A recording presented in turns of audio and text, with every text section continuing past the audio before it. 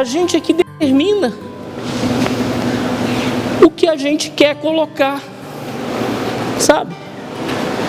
Do nosso lado da ponte, a gente coloca o que a gente quiser. Do nosso lado da ponte, acontece o que a gente bem entender. Só que, guarda o que eu vou te falar.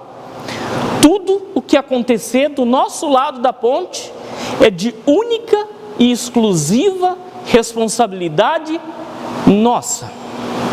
Ouviu um amém? Talvez você não tenha entendido ainda, mas eu quero te explicar isso. Em 1945, no auge da Primeira Guerra Mundial, quer dizer, estava quase terminando a Primeira Guerra Mundial, os exércitos nazistas tinham uma tática de guerra. E qual que era a tática de guerra? Eles invadiam a cidade, mas assim que eles conseguiam entrar na cidade, a ponte que ligava onde eles estavam com a cidade, eles destruíam. Apenas uma ponte, essa ponte lá em Ramagem, não foi destruída. E qual foi a razão por que ela não foi destruída? Usaram explosivos de baixa qualidade. Na tentativa de explodir, não conseguiram explodir porque usaram explosivos de baixa qualidade. O que aconteceu? Os aliados, liderados pelo exército americano, conseguiu atravessar aquela ponte que não foi destruída e conseguiu subjugar os exércitos nazistas. E aí começou a derrocada, ou a derrota do nazismo. A derrota daquele povo que queria simplesmente dominar o mundo por uma questão de orgulho. E o exército americano, junto com os aliados, conseguiram tomar aquela cidade. Isso aconteceu em 7 de março de 1945. Por causa de uma ponte, uma pontezinha só. Uma guerra teve o seu fim. E olha que eu estou falando, pessoal, de uma guerra contra um inimigo declarado. Sabe? Por causa de uma ponte que ficou intacta, que ela não foi destruída.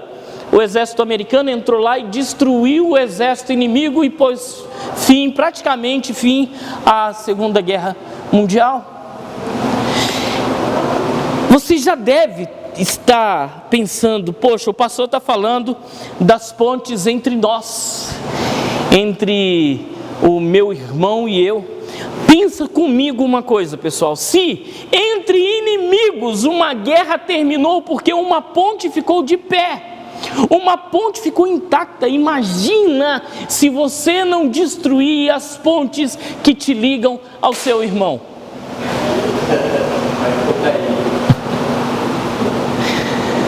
Quase que o pastor Josué destrói a ponte que segura ele.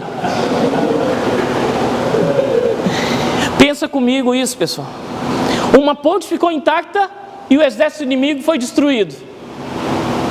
E a guerra chegou ao final. Agora, imagina você poder sonhar com o fim da guerra entre você e o seu irmão. Entre você e aquele que você ofendeu. Entre você e aquele que te ofendeu. Porque vocês são irmãos em Cristo Jesus. Vocês são um só. A gente canta isso, mas a gente não vive isso. Você e ele são, não farinha do mesmo saco, mas sangue da mesma veia. O sangue que corre na veia de Jesus foi o sangue que foi derramado para unir você ao seu irmão. Exatamente esse irmão ou irmã com quem hoje você tem um quiprocó, uma pendência, uma situação complicada.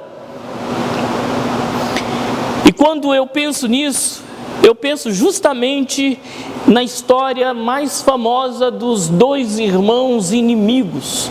Por mais de 20 anos, Jacó e Esaú tramaram ou viveram uma trama de inimizade, ódio, desconfiança, imprevistos e incertezas. Eu quero que você leia o texto comigo. 20 anos depois, a ponte entre eles não foi destruída. 20 anos depois, foi isso que aconteceu. Vamos juntos? Então Esaú correu-lhe ao encontro, deu uma voadora no peito dele, deu uma chave de braço, pegou ele e socou muito.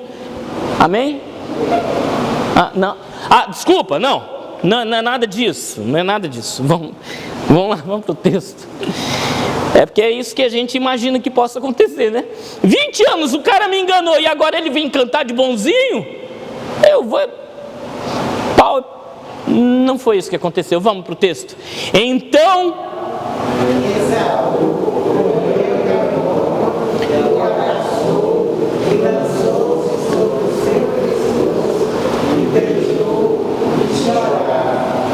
Você percebe que um corre, os dois se abraçam, um se lança sobre o pescoço do outro e o beija, e os dois choram.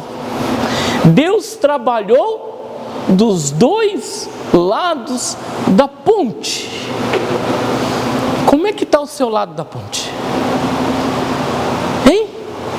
Porque de repente, quando a gente começa a pensar numa mensagem como essa, a gente começa a pensar assim: quer saber de uma coisa? Eu vou tratar de pedir espada para o outro lado, porque se Deus agir, se Deus agir na vida dele, cortando a goela dele, para de pensar do outro lado da ponte. É o seu lado da ponte. A sua grande responsabilidade hoje é sobre o seu lado da ponte que Deus quer saber como está hoje. Nós vamos tentar contar a história de Esaú e Jacó rapidamente. Eram gêmeos. Gêmeos que tiveram desde do ventre da mamãe, na barriga da mamãe, eles já começaram a enganar um ao outro. Jacó já enganou, saiu lá agarradão no calcanhar, né, de Esaú, na tentativa de, não, deixa eu ir primeiro, sou eu que vou primeiro. E essa tentativa frustrada começou a marcar a relação dos dois. O fato é que, por conta daquelas coisas que acontecem que não deveriam acontecer dentro de casa, por questões de preferência familiar, o engano, desde o ventre, virou engano para a vida toda. E Jacó, com a ajuda da sua mãe, engana o pai e engana Esaú, a ponto de Esaú chega cansado. E muitos historiadores falam assim: ele não chegou só cansado e com fome, ele chegou também desnorteado da vida e sem nenhum interesse pelas coisas de Deus na sua história. Que ele é capaz de negociar um prato de comida em troca do direito da primogenitura. Era tudo que Jacó queria. Era exatamente tudo que Jacó queria.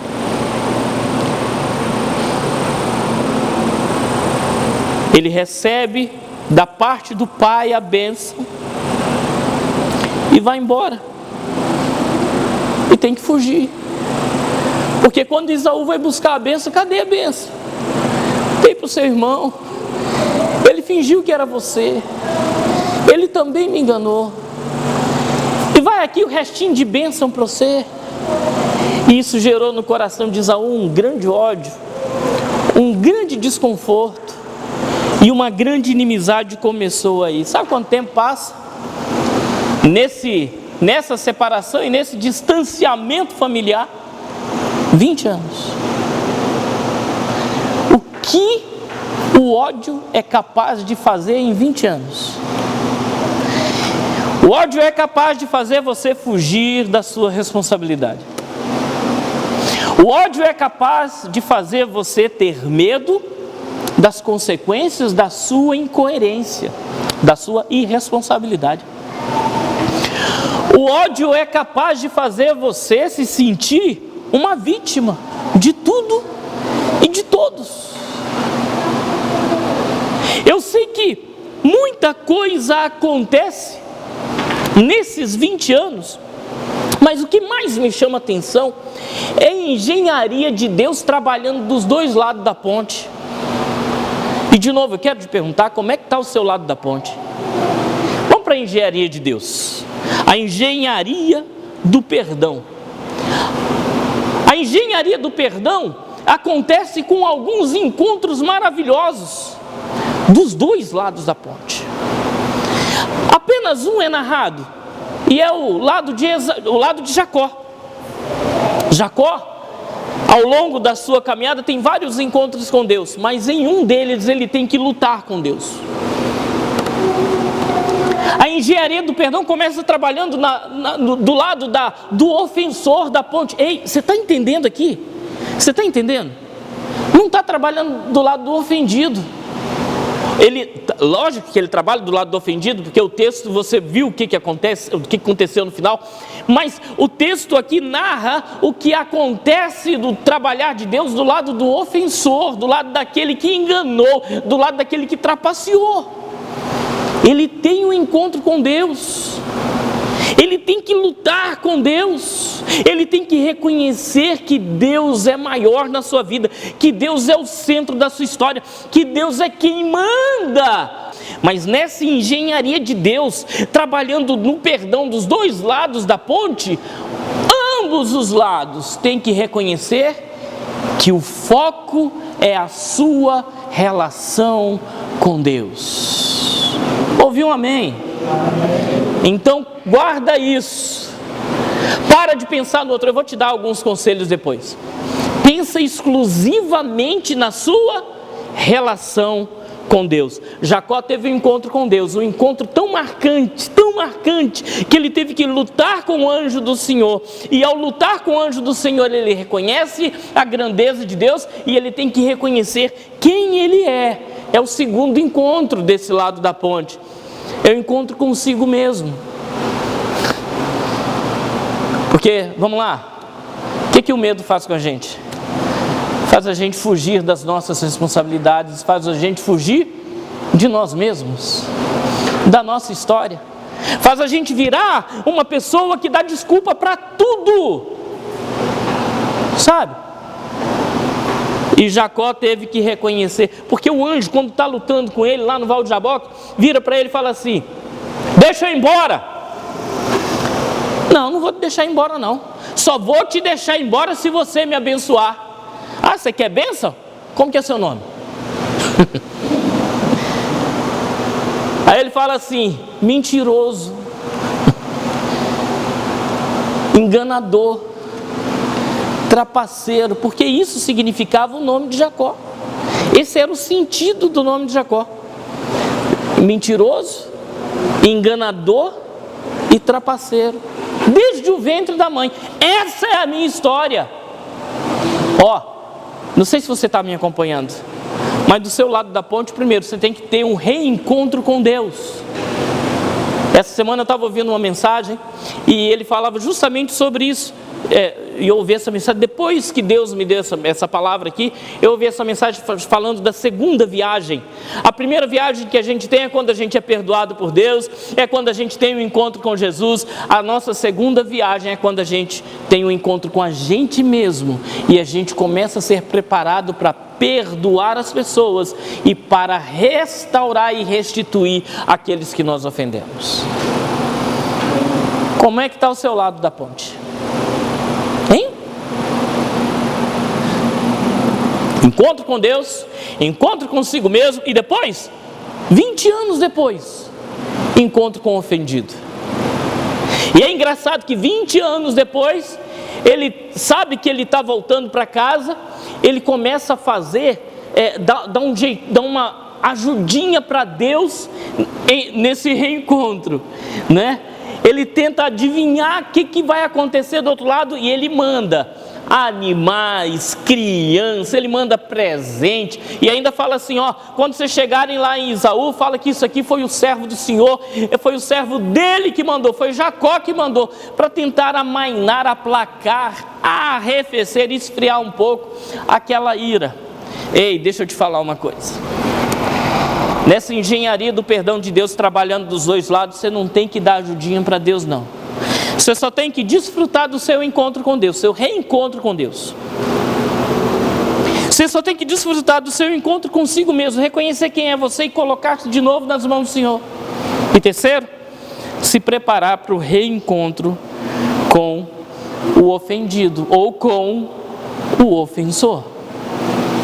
Friedrich Nietzsche, olha o que ele escreveu sobre os dois lados da ponte. Ele falou assim: ninguém pode construir em teu lugar as pontes que precisarás passar para atravessar o rio da vida. Ninguém, exceto você, só você. Existem, por certo, atalhos sem números, pontes, semideuses que se oferecerão para levá-lo além do rio, mas isso te custaria a tua própria pessoa. Você se hipotecaria e você se perderia nessa situação. Existe um mundo único, um único caminho por onde só você pode passar. Onde leva? Pergunta não, apenas vá. Se esse sujeito, cuja filosofia era o nada, cria na nossa responsabilidade de cuidar do nosso lado da ponte, de não destruir as pontes entre nós e as pessoas, sejam elas quem forem, principalmente os nossos irmãos na fé. Imagina nós, e imagina o que o Espírito Santo quer falar ao nosso coração. Vamos aos conselhos para o seu lado da ponte. Está preparado? Sim ou não?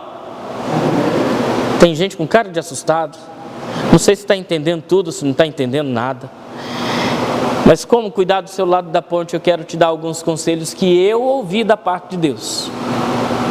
Primeiro conselho: livre-se do rancor. Ah, pastor, não dá a raiva dentro de mim. Deus nos mandou ter o que, pessoal? Um dos frutos do Espírito é domínio próprio e não demônio próprio.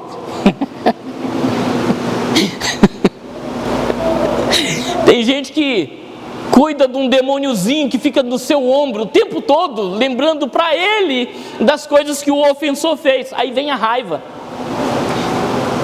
das coisas que aquela pessoa que humilhou fez. Aí vem o rancor. Livre-se do demônio próprio, livre-se do rancor, em nome do Senhor Jesus. A Bíblia diz assim: tudo que for puro, tudo que for bom, tudo que é de boa fama, tudo, se algum louvor há, se algum louvor existe, seja isso que ocupe a vossa mente. Segundo conselho: abandone o medo. Ah, mas se eu for fulano... Uai. Deixa eu te fazer uma pergunta, posso? Posso ou não posso? Pelo menos balança a cabeça, que aí o ferrugem do pescoço vai fazer... A pergunta é: você não crê que Deus está trabalhando do outro lado, não? Para que guardar o medo? Para que alimentar o medo? Hã? Mas se eu for... Terceiro conselho: fuja do medo e fuja das adivinhações. Se eu for, fulano vai me humilhar de novo. Se eu tentar conversar, e às vezes acontece mesmo, né? Aí a gente tem a bolinha de cristal gospel, né? Nós não temos cartomante gospel, nós temos a nossa bola de cristal. A gente tenta adivinhar o que está acontecendo do outro lado. Luta com o anjo, vence esse anjo, e em nome de Jesus reconhece quem é você nesse lado da ponte. Fuja das adivinhações. Pare de apostar na amnésia. O que é a amnésia? A amnésia é uma doença psíquica que envolve esquecimento. Ah, com o tempo fulano vai esquecer. Ô gente, quem é ofendido esquece? Fala para mim. Hã? Tenho certeza absoluta que você lembra até hoje da chinelada que a sua mãe te deu. Lembra ou não lembra? Se a varoa está vivinha ainda, você vira para ela: você lembra, mãe, aquela chinelada que você... Não lembro não, filho. Mas você que recebeu chinelada, você lembra? Lembra lembra ou não lembra? Eu lembro. Eu fugi de casa um dia, saí para fazer uma exploração geográfica no bairro que eu acabei de chegar, em Coqueiral de Aracruz. Contei essa história várias vezes. Na hora que eu cheguei em casa, minha mãe estava me procurando das 9 da manhã às 5 da tarde. E a gente morava na beira da praia. Ela pensou que eu tivesse ido explorar o mar. E quando eu cheguei, eu entrei, a casa toda vazia. Gente, a mulher estava escondida atrás da porta da cozinha. Pra quê, velho? Mãe não pode fazer isso. Ela escondia. Viu, mãe? Vocês estão ouvindo? Mãe não pode fazer essas coisas. Ela me viu entrar pelo portão e foi para trás da porta da cozinha. Eu entrei pé ante pé. Pensei assim, graças a Deus, tudo liberado. Está tudo liberado. Terceiro passo, não cheguei no quarto passo, eu fui para o espaço. Meu pai calçava 44, chinela havaiana 44. A minha mãe conseguiu acertar 2 orelhas ao mesmo tempo. Ela bateu assim com a chinela, pá, pá. Gente, eu não ouvi nada. Saí assim. Alguns segundinhos depois eu comecei a chorar, porque doeu a beça o negócio. Quando eu voltei a mim, eu estou olhando para minha mãe. E aos poucos eu fui ouvindo a voz dela. Você não pode sair sem falar, a gente quase morreu.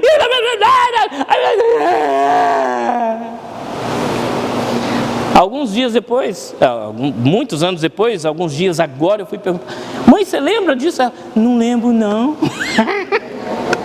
Lembra não, amor? A gente pergunta para ela, não lembro não.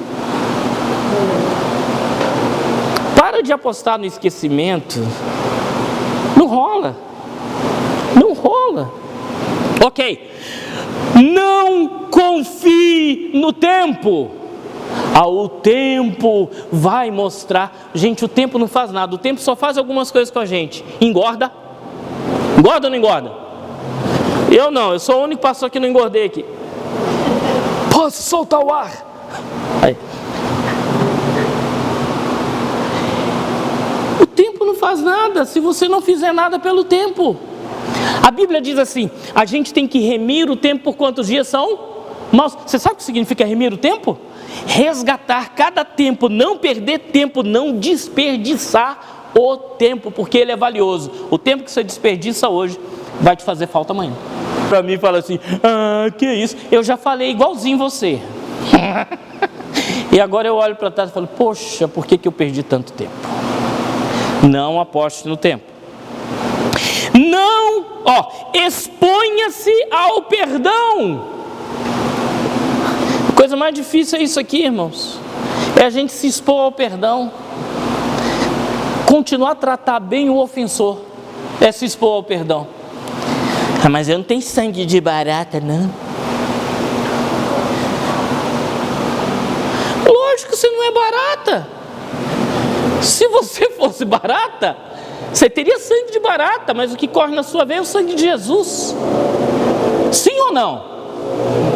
Oxe, então exponha seu perdão. Trate bem quem te ofende. A Bíblia diz assim, orem pelos que vos...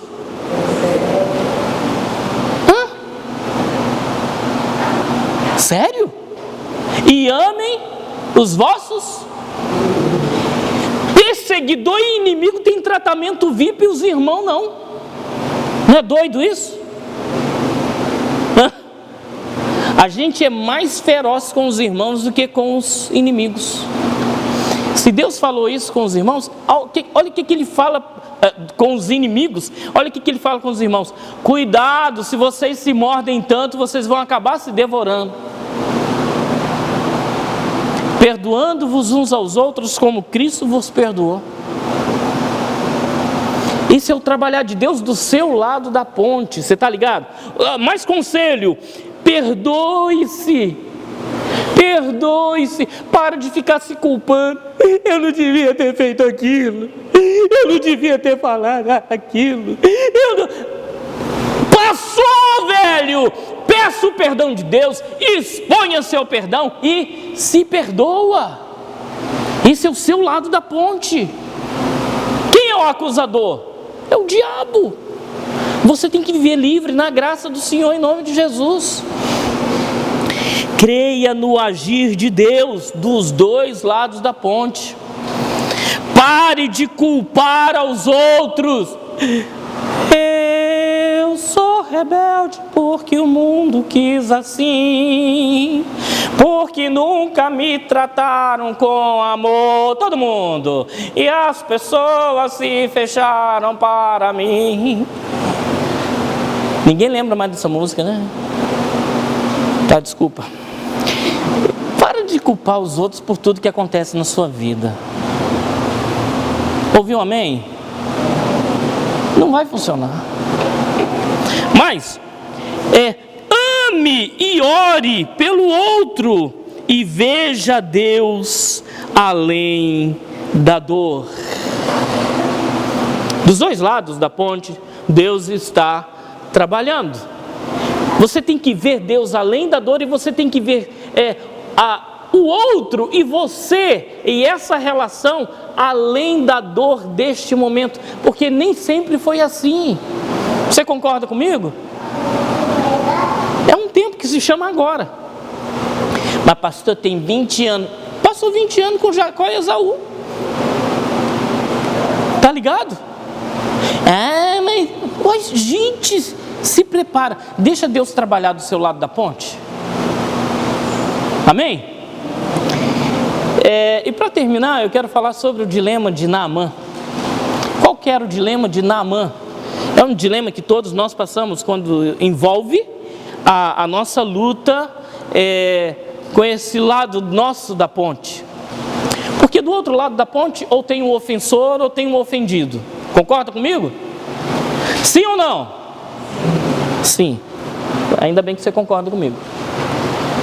Do outro lado da ponte, tem alguém que um dia foi especial para nós e hoje não está sendo. Mas do outro lado da ponte também pode estar até o próprio Deus. Não sei se você já parou para pensar nisso.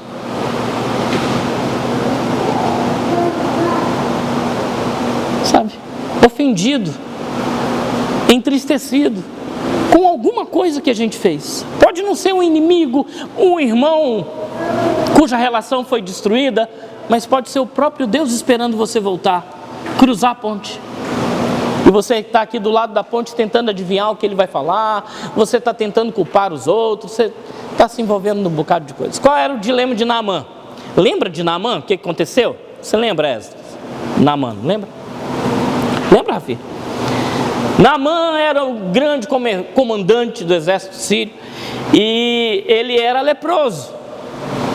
Mas dentro da casa dele tinha uma menininha, escrava do povo de Deus. Qual que era o dilema dele? A menininha se atreveu e conversou com a mulher de Naamã. Falou assim: minha senhora, se o meu senhor soubesse, lá na minha terra tem homem de Deus que cura. Se ele fosse lá, olha que atrevimento. Qual que era o dilema de Naamã? Vou matar essa menina. Porque imagina à noite, a mulher de Naamã vai conversar com ele e falar assim: a nossa escrava, aquela miserávelzinha que a gente escravizou, eu nem sei como que é o nome dela, está falando que tem um Deus lá na outra terra dos nossos inimigos, e lá tem homem que cura, vê só se pode. Olha o dilema dele. Ou ele acreditava que Deus estava trabalhando, ou ele matava de vez a única possibilidade que ele tinha de ser curado. Não é justamente isso que a gente passa? E olha o texto que vem solucionar o nosso dilema. Vamos lá. Um novo mandamento vos dou, que vos ameis uns aos outros.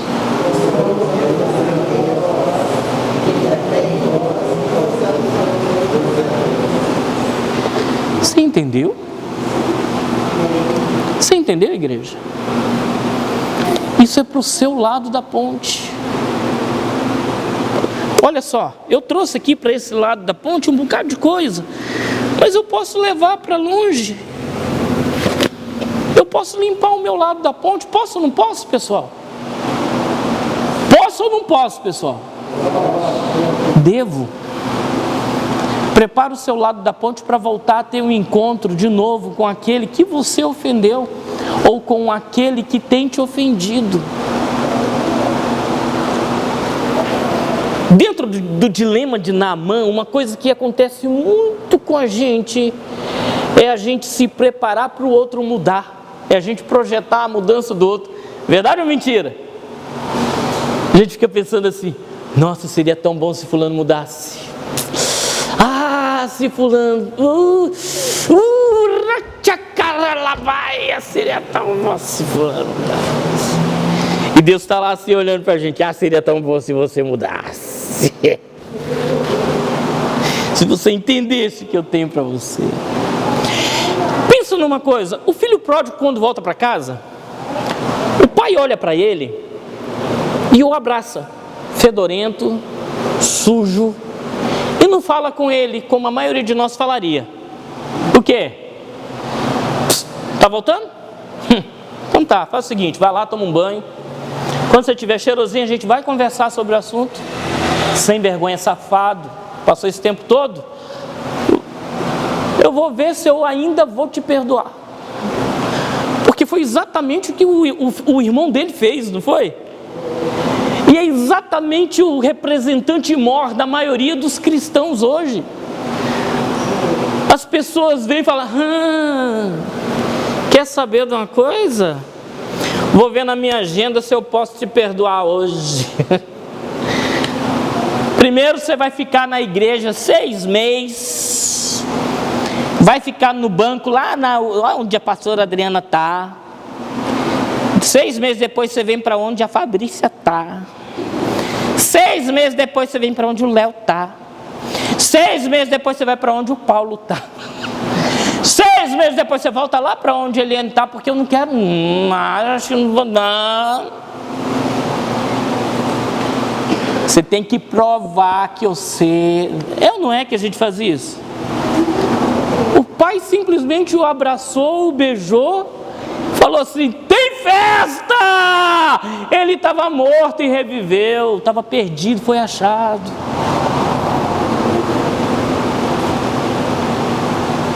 Jesus chega para samaritana na beira do poço, conversa com ela, oferece para ela a água da vida e ela já sai como missionária.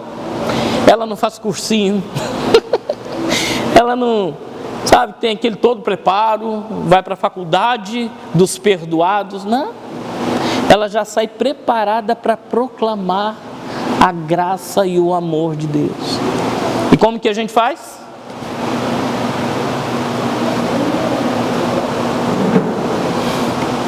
Vou ver se eu posso perdoar. E ainda tem que falar assim, né? Uma vez passa, 2. Ah, mas a terceira, aí volta o demônio próprio para o ombro e fica lá buzinando no ouvido. Como é que está o seu lado da ponte? Quer um conselho? Não projeta a mudança do outro, não. Mas se expõe a toda mudança que Deus puder fazer na sua vida, para receber o outro, ofendido ou ofensor, porque é seu irmão em Cristo. E em Cristo nós somos um só corpo, na presença do Senhor, em nome de Jesus. Para de alimentar ódio, para de alimentar rancor, para de alimentar tristeza, para de alimentar. E começa a profetizar: vai haver um novo tempo, vai haver um novo tempo, vai haver um novo tempo. A ponte está liberada. E quando, sabe, está todo mundo esperando, né? Os estádios serem cheios, parece que já liberou tudo, né? E o povo está todo feliz, e a gente fica com rancor trancando a nossa ponte. Como é que está o seu lado da ponte? Só depende de você. Que hoje seja o dia de você declarar aberto: o seu lado da ponte, limpo, purificado, claro, iluminado pela graça de Cristo que te amou, com aquele que está do outro lado. Em o nome do Senhor Jesus. Amém? O último conselho, a palavra de Deus diz assim: não faleis mal uns dos outros. Como a gente peca nisso, não é não? Sim ou não? Hoje eu estava vendo um programa de esportes, eu e a Valdete, né? A gente estava vendo programa de esportes na TV, e foi perguntado ao apresentador alguma coisa que ele tinha que falar sobre um técnico de um time de futebol. E ele falou assim: quer saber de uma coisa? Se eu não posso falar nada de bom, eu tenho que calar a boca. Falei: toma, distraído. Não faleis mal uns dos outros. Sabe por quê? A Bíblia diz assim: quem fala mal do seu irmão, deixa de ser observador da lei para ser juiz.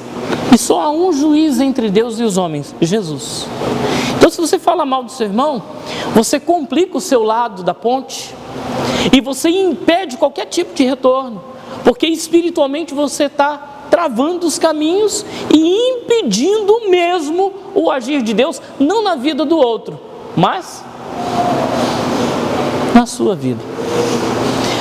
Pastor, então eu sou culpado de... Não estou falando de culpa, eu estou falando de responsabilidade. Deu para entender, pessoal? Sim ou não? Sabe qual é a minha oração? E o meu desejo é que você saia daqui hoje para pensar. Talvez essa mensagem vai mexer com você durante muitos dias, e eu não quero que você esqueça dela. Vou até colocar no YouTube logo para você não esquecer dela, para você se preparar para um novo e maravilhoso tempo de Deus na sua vida em relação aos seus irmãos, aos servos e servas de Deus, que por alguma guerra da vida se separou de você nessa caminhada. Amém? Mas eu vou orar por você também. Quem sabe está brigadinho com Deus, se clamou tanto por alguma coisa na presença de Deus e Deus não fez. Isso magoou seu coração de uma forma tão grande que você nem ora como você estava orando mais, você nem clama como você clamava, e a dor é maior do que tudo. Prepara o seu lado da ponte, porque Deus está bem pertinho. Ele está vendo toda a sujeira que você permitiu juntar do seu lado da ponte. Ele está falando: tira daí que eu quero passar. Eu sempre estive perto, e a minha vontade é sempre boa, perfeita e agradável. Como é que está o seu lado da ponte hoje? Espero de verdade que você possa se preparar para um novo agir de Deus na sua vida, em nome de Jesus. Ouviu? Amém, pessoal? Glória a Deus.